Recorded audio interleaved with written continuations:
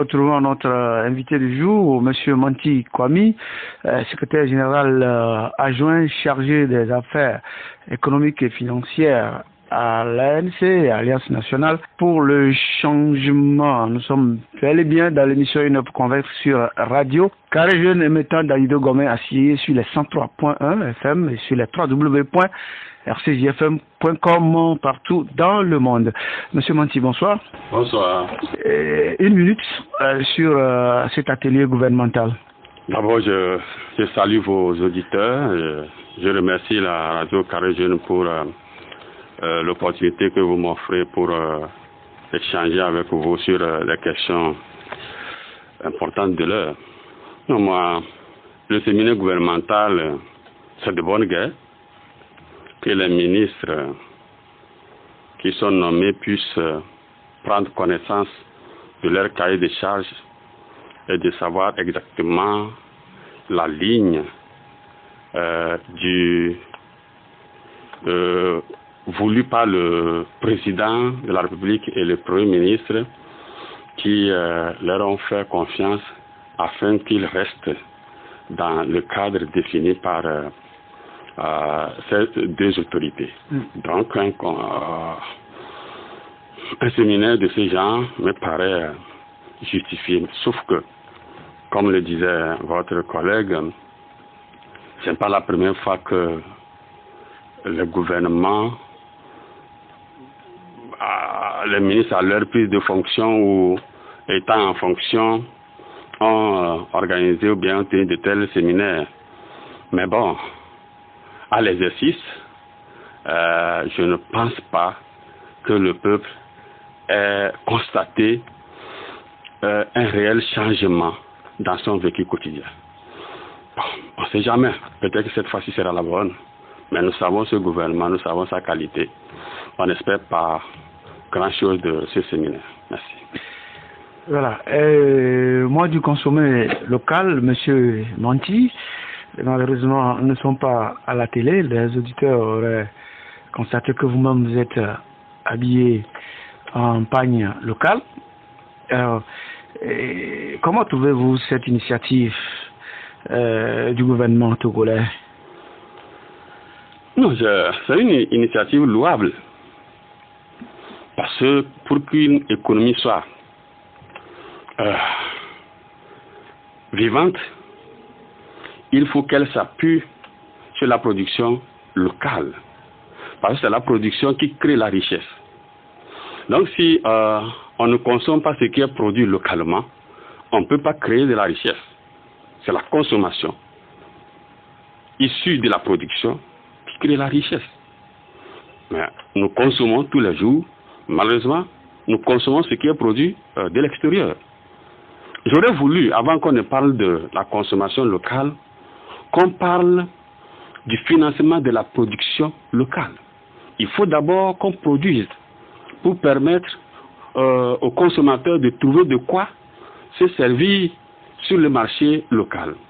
Maintenant, si on décrète la consommation locale et qu'on ne trouve pas les biens nécessaires pour lesquels nous devons dépenser nos sous, alors là, ça va être juste un slogan. La deuxième chose qui va m'intéresser dans cet appel, c'est qu'il faut avoir de quoi acheter. Mais nous savons la situation socio-économique des Togolais, le niveau des salaires des Togolais. Aggravé aujourd'hui par la pandémie. Aggravé aujourd'hui par la pandémie et le degré de chômage au Togo. Ce qui fait que, même si on décrète aujourd'hui qu'il faut consommer togolais, on pourra bien produire des biens, mais on n'aura pas les moyens de les consommer. Parce que nous ne créons pas d'emploi. Nous ne créons pas d'emploi pour permettre à ce que les gens aient le nécessaire pour consommer. Ces choses-là vont de pair. Donc voilà l'insuffisance de cette déclaration. Même, Monsieur Manti, en termes de production aujourd'hui, les Togolais font des efforts, que ce soit dans le domaine alimentaire ou vestimentaire. Oui, s'ils font des efforts, je ne pense pas que je puisse dire le contraire.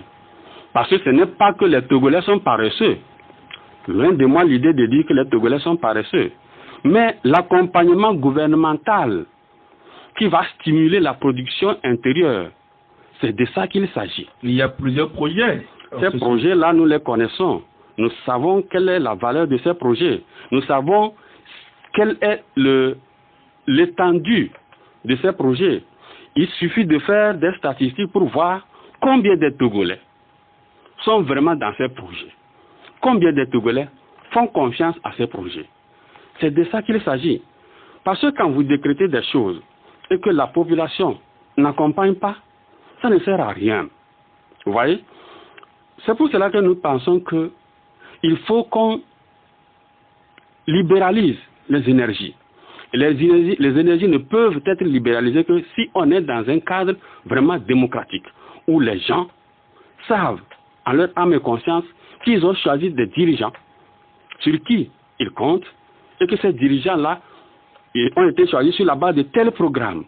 Vous verrez que ceux qui ont choisi ces dirigeants, la majorité, vont porter le programme pour lequel ils ont voté. C'est comme ça, ce sont les avantages de la démocratie.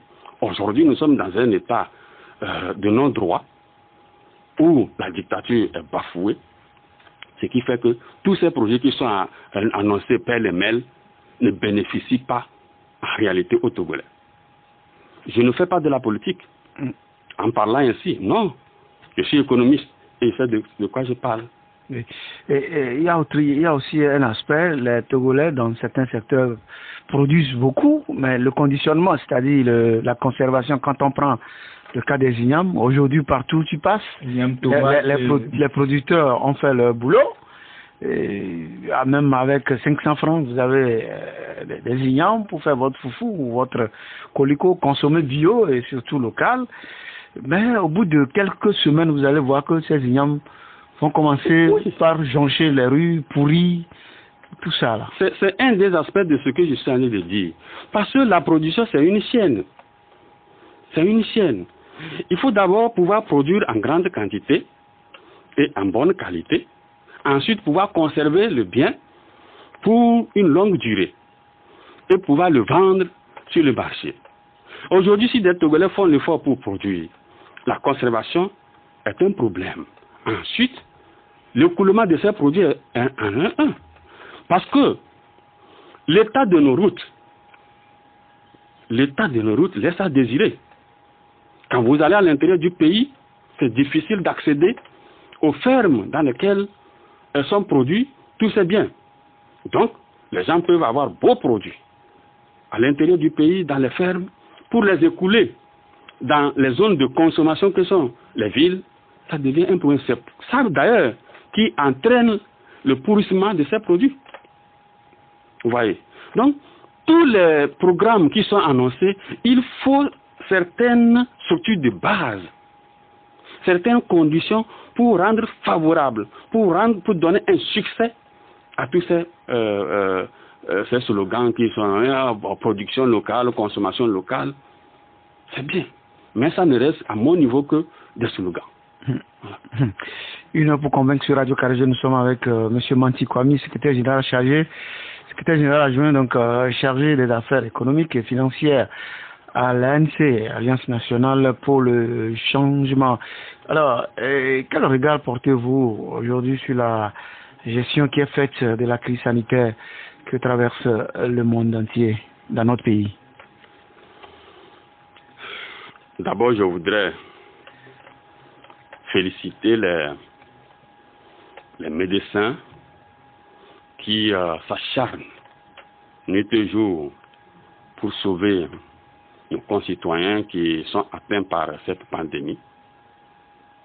Mais, permettez que je dise que nos autorités ne donnent pas l'impression de prendre cette pandémie au sérieux. On ne profite pas d'un malheur pour faire de la politique. C'est-à-dire? Vous voyez que depuis que cette pandémie a été annoncée au Togo, certaines libertés ont été suspendues. ces libertés ayant été suspendues, l'autorité, au jour d'aujourd'hui, je ne pense pas que vous saviez le protocole que les médecins utilisent pour soigner les malades de la COVID-19. Est-ce que c'est un protocole qui a des conséquences plus tard sur ceux qui ont été traités? Le peuple doit savoir. C'est très important. Le peuple doit savoir. Également, à la faveur de cette pandémie, l'autorité en a profité pour régler des comptes à ses adversaires politiques. En quoi faisant? Des gens ont été tués. Parce qu'on dit, on fait couvre-feu. Des gens ont été tués. Et il se trouve que tous ces gens-là sont de l'opposition.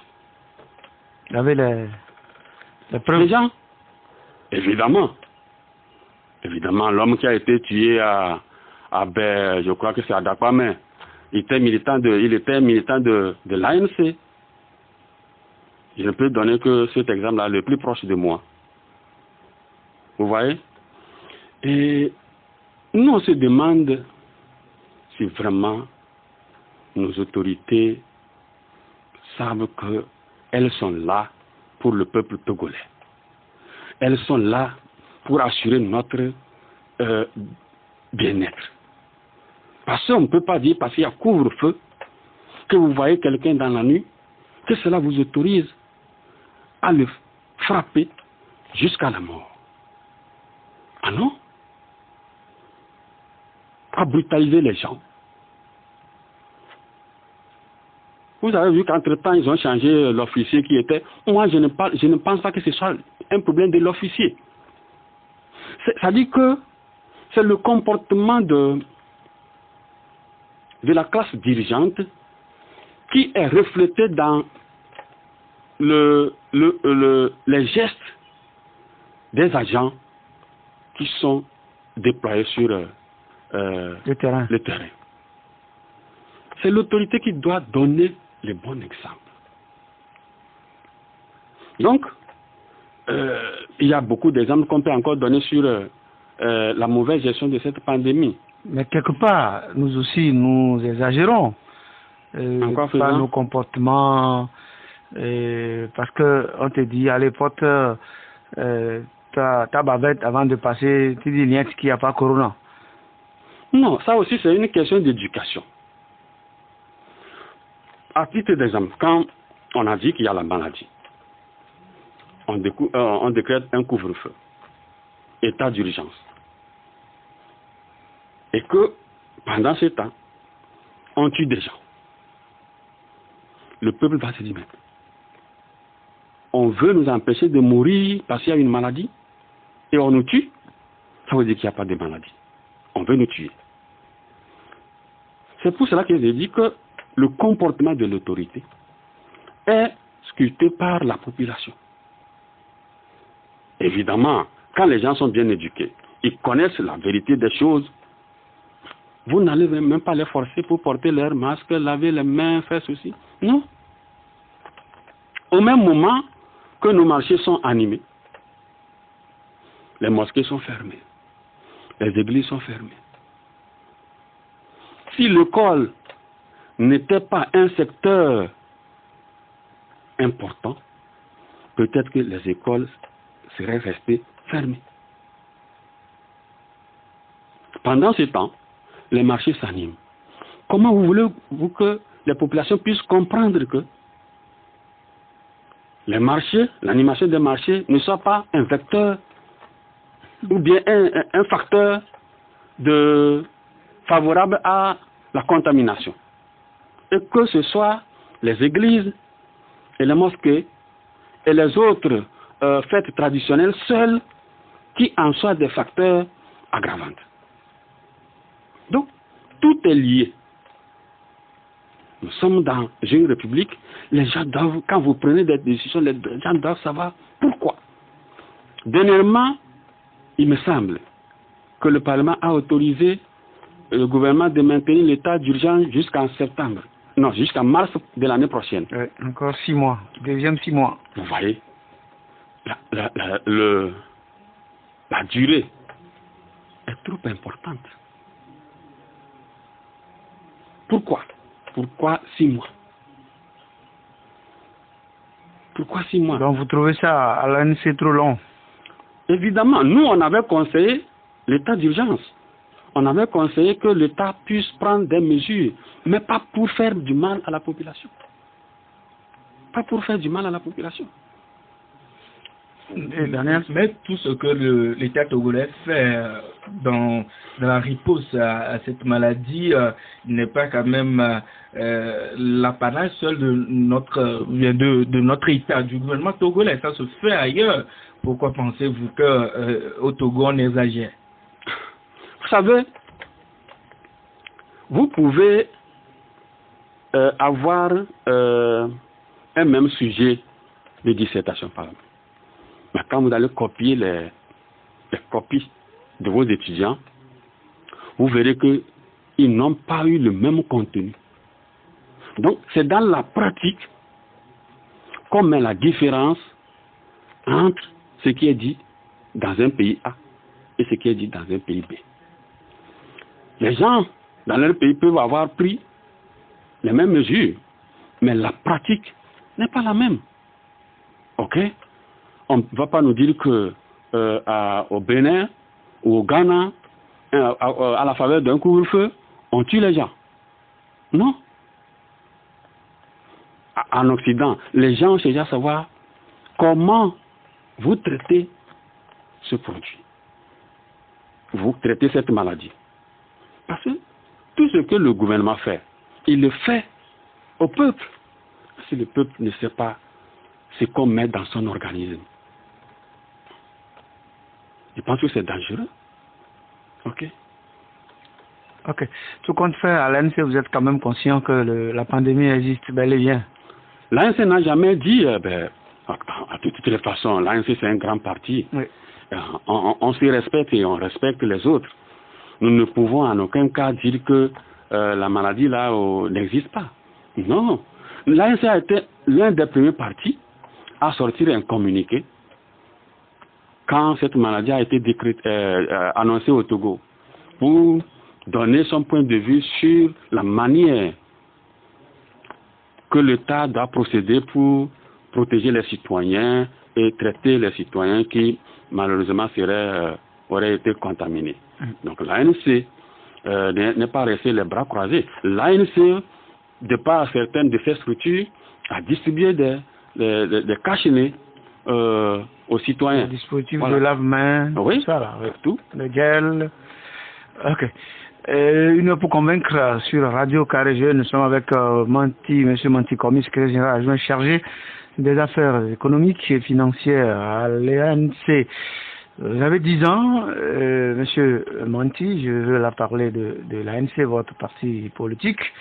Et quel bilan peut-on faire aujourd'hui? L'ANC a 10 ans. Faire le bilan de l'ANC, ici, je pense qu'on risque de rester seulement sur quelques points. Parce que 10 ans dans la vie d'un parti politique, c'est beaucoup. L'ANC s'est fixé comme objectif d'aider à atteindre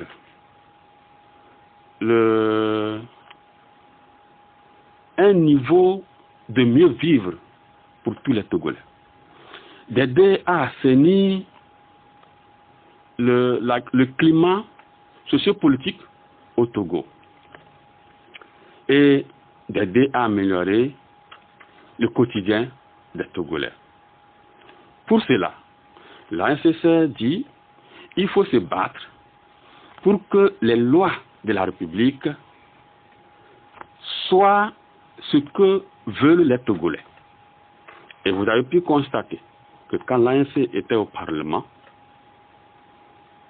l'ANC avait joué pleinement sa participation. Il avait joué pleinement sa partition en apportant sa touche particulière pour améliorer la qualité de nos lois. Depuis 2018, l'ANC n'est plus au Parlement. Et nous sommes tous témoins des lois qui ont été votées à l'Assemblée nationale. Des lois qui sont votées dans le seul but de conserver le pouvoir. J'en prends pour preuve la loi sur les manifestations publiques, où, à la lecture de cette loi, on se rend compte que le pouvoir en place a refusé catégoriquement toute manifestation publique.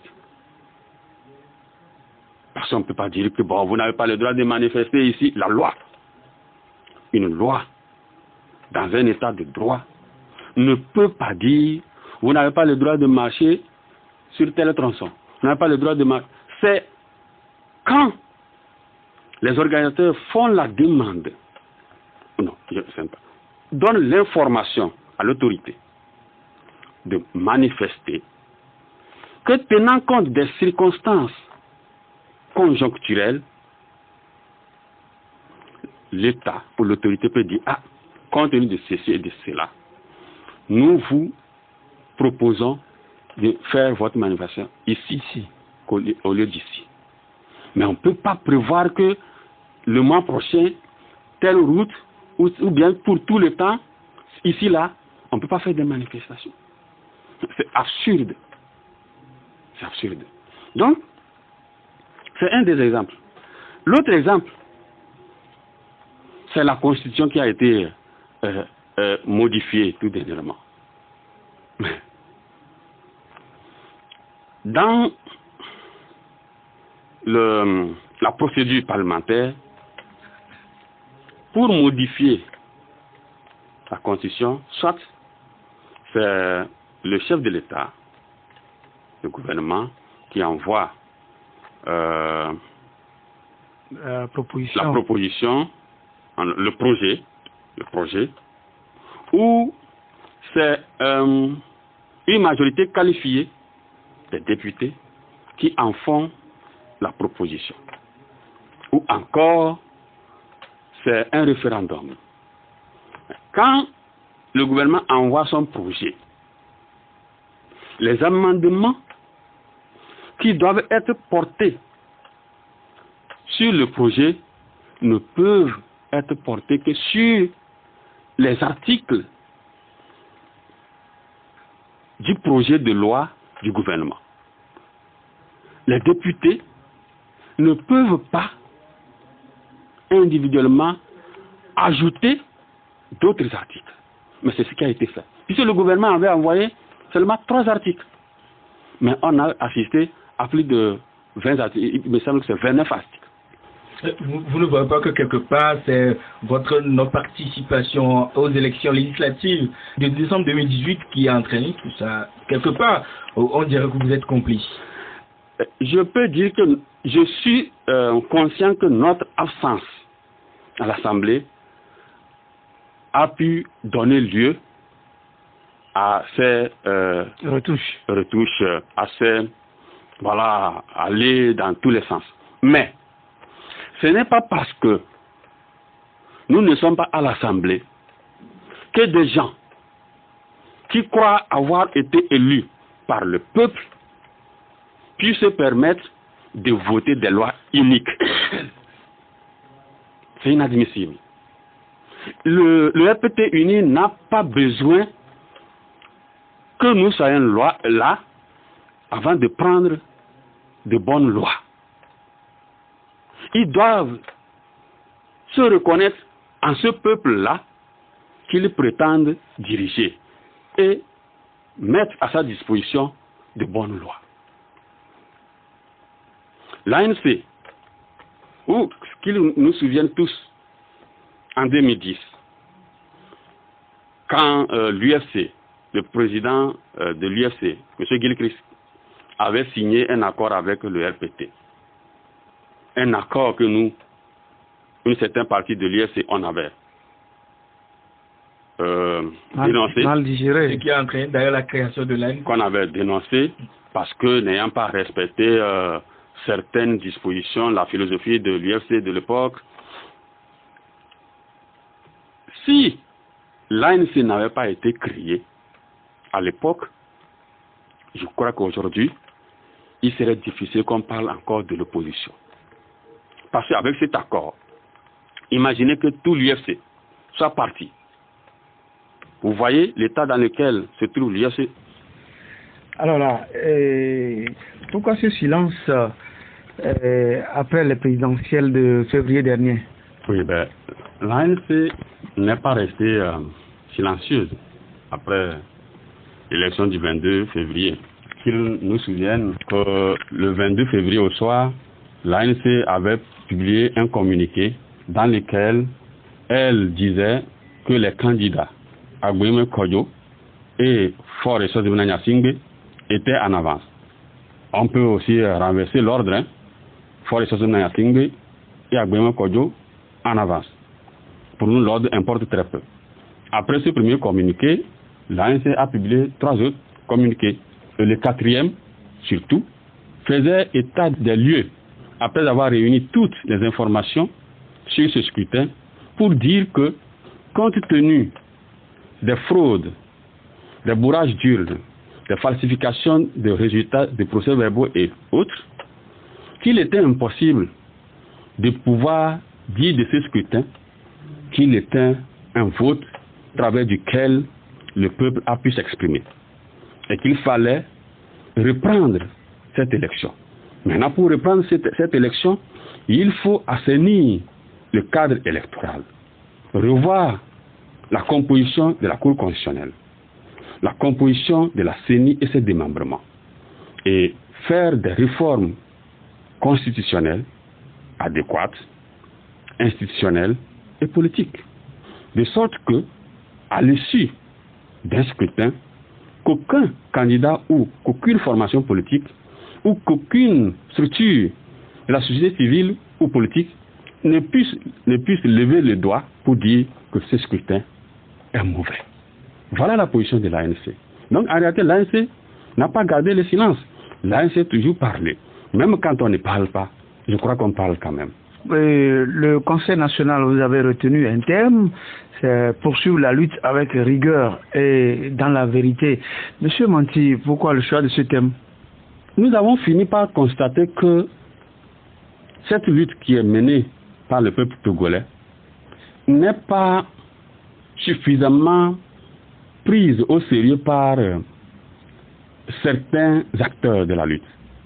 Certains acteurs ont fait de la lutte un champ de cinéma. Ils viennent jouer et ils repartent. Ils viennent troubler la situation et repartent. Nous pensons qu'il faut mettre, comme l'ANC l'a toujours fait, de la rigueur et de la vérité. Imaginez que, à la faveur de l'élection présidentielle du 22 février, qu'un imam dise avoir rêvé, ou que Mahomet est venu lui dire que tel, vous par exemple, que vous êtes le candidat qui puisse remporter cette élection. Un évêque, ou certains évêques aussi, annoncent leur candidat. Le prêtre vaudou annonce son candidat. Vous ne voyez pas qu'on allait assister à une guerre de religion au Togo? Voilà un des aspects de ce que nous disons. Il faut être rigoureux dans ce qu'on fait. Si on veut faire de la politique, on s'inscrit dans le cadre d'un parti politique et on l'a fait. Si on veut, sans être politique, participer au débat politique, il y a aussi un cadre qu'il faut faire. Maintenant, quand vous vous levez et vous dites, voilà mon candidat. Tout Togolais a le droit de dire, voilà mon candidat. Mais, quand vous le dites, rien ne vous autorise à s'en prendre à d'autres candidats pour dire qu'ils sont corrompus, ils sont des Judas. Quand vous le dites, nous savons ce que c'est que la religion. Des gens, s'ils n'ont pas la bonne conscience, se disent, si ce monsieur est un corrompu, c'est un Judas, nous avons toujours voté pour lui, qu'est-ce qu'ils vont faire? Ils peuvent aller attenter à sa vie. Et nous avons vu sur les réseaux sociaux, les gens ont dit, ah ben, Jean-Pierre Fabre, on va tirer sur toi. Ça voudrait dire que celui-là qui a dit que vous êtes Judas, que vous êtes corrompu, veut qu'on vous tue. Ça, je ne pense pas que ce soit de la rigueur ou de la vérité. Vous voyez? Donc, si on veut faire de la politique, si on veut sauver ce pays, il va falloir que nous soyons rigoureux et qu'on agisse avec vérité. C'est de ça qu'il est question. Voilà. Une heure pour convaincre, nous sommes avec M. Manti Kwame, secrétaire général adjoint chargé des affaires économiques et financières à l'ANC, Agence nationale pour le changement. Avant de revenir peut-être à ces élections présidentielles, la dernière fois, avec le rendez-vous de vos différentes fédérations, des grandes résolutions et recommandations ont été prises. Peut-on en avoir une idée? Le Conseil national a d'abord pris une résolution pour féliciter notre président national qui, malgré ce tourbillon, a su garder le cap pour rester un vrai leader. Nous avons également pris une résolution pour soutenir les peuples africains en lutte pour leur liberté. On peut citer le cas de la Côte d'Ivoire, du Mali, de la Guinée, du Soudan, de la Libye. Parce que nous savons ce que nous-mêmes on endure au Togo. Nous savons les difficultés que nous vivons au Togo parce que les autorités refusent la dictature. Et donc, il a été pour nous important de soutenir ces peuples en lutte. Nous avons également pris une résolution pour demander l'amélioration du cadre électoral afin de permettre des scrutins au Togo équitables, transparents, acceptables par tous. Compte tenu du temps, je préfère parler de ça parce qu'on a pris beaucoup de résolutions quand même et de recommandations. Voilà. Dans de vos résolutions, vous avez dit que l'ANC ne boycottera plus l'élection au Togo. Ça a été une amère expérience. Pour vous, le fait d'avoir boycotté les législatives de 2018?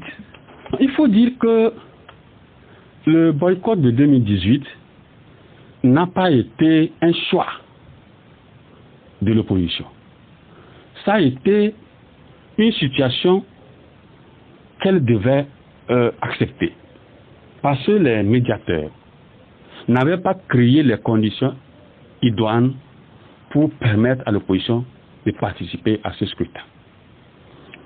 Qui nous souviennent qu'il avait été retenu dans le cadre de la CENI, 8 pour l'opposition, 8 pour le gouvernement, et la 17e personne, selon le médiateur président guinéen, devrait être choisie par la CEDEAO. Quelle ne fut notre surprise de voir que la CEDEAO n'a pas pu respecter son engagement. Alors qu'on discutait, le parti au pouvoir organisait l'élection. Le recensement avait été fait. Toutes les opérations préparatoires au scrutin avaient été déjà exécutées. Dites-moi, comment est-ce que, en temps de crise, alors qu'il n'y a pas la confiance entre les acteurs, comment est-ce que l'opposition aurait pu participer à cette élection? Donc, ce n'était pas un choix. Mais l'opposition avait été obligée d'accepter cette situation. Et donc, ça ne peut être pour nous que une mauvaise expérience, une mauvaise situation. Et le Conseil a demandé que l'ANC ne boycotte plus des scrutins. Cela ne veut pas dire que l'ANC doit aller au scrutin, aux élections, quelles que soient les conditions. Non. Le Conseil a pris une résolution pour demander à l'ANC de faire tout possible pour obtenir l'amélioration du cadre électoral, des réformes constitutionnelles, politiques et électorales. Ceci pour rendre le cadre électoral assaini. Voilà. Vous dites toujours non à une collaboration d'un parti politique que ce soit. Pensez-vous que seul vous pouvez combler l'attente des Togolais? Ça aussi, ce n'est pas une résolution. Mais ça a été un point de vue largement partagé par les participants au Conseil.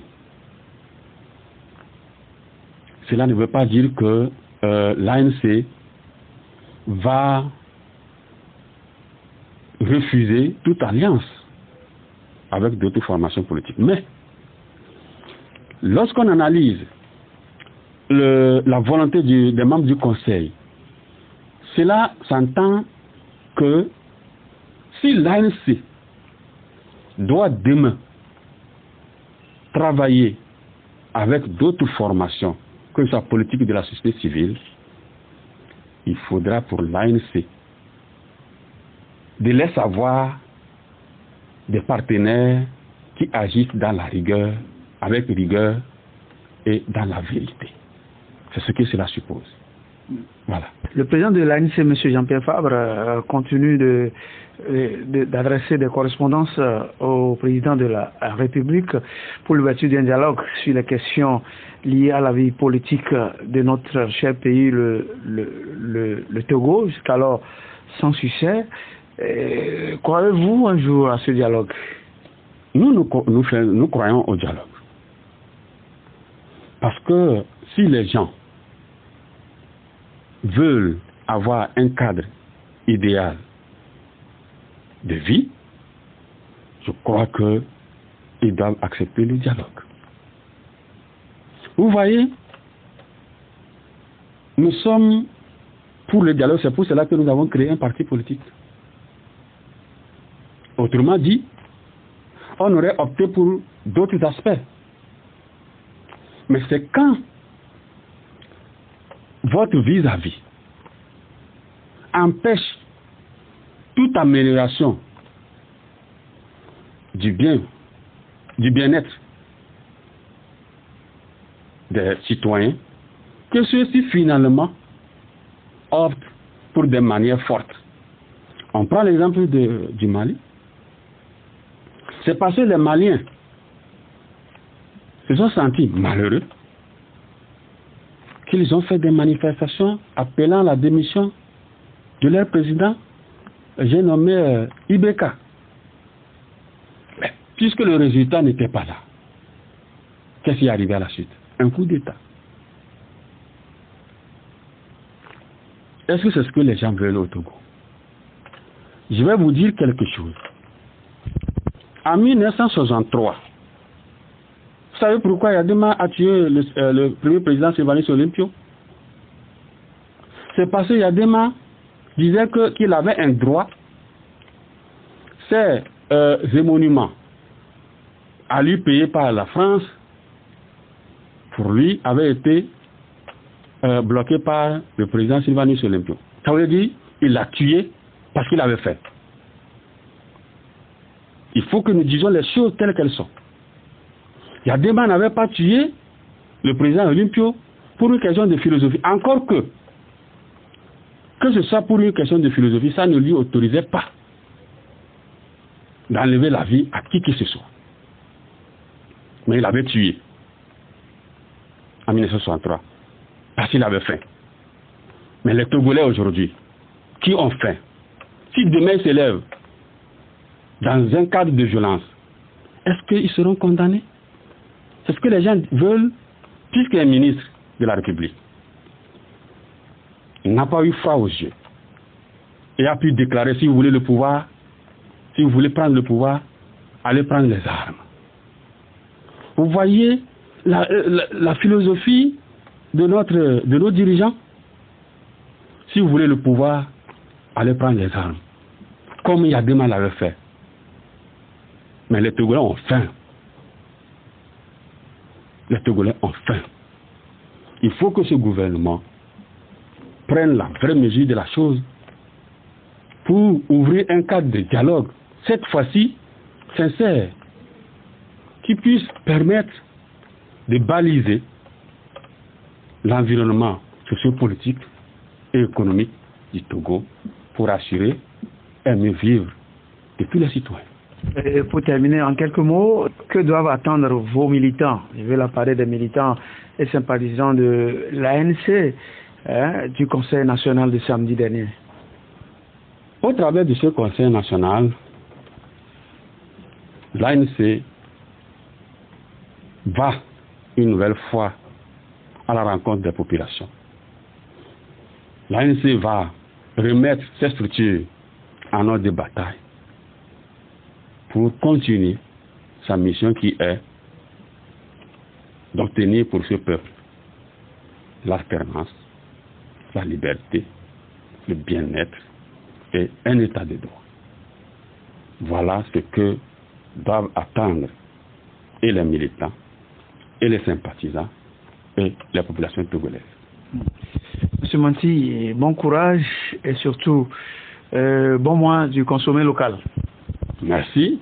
Pourvu qu'on en trouve sur le marché, nous sommes Togolais, nous sommes nationalistes de surcroît et nous ne trouvons aucun problème pour consommer Togolais. Point final donc à l'émission Une heure pour convaincre de ce jour. Le tapis rouge de cette émission a été donc déroulé à Monsieur Manti Kwame, secrétaire général adjoint chargé des affaires économiques et financières à l'ANC, Alliance nationale pour le changement. Moi je suis Eugène Bama, j'ai assisté de Daniel Dodjani à la mise en onde, Amen Le Saint et Papa Sam. Soyez toujours des nôtres et bonne suite de nos programmes. Au revoir.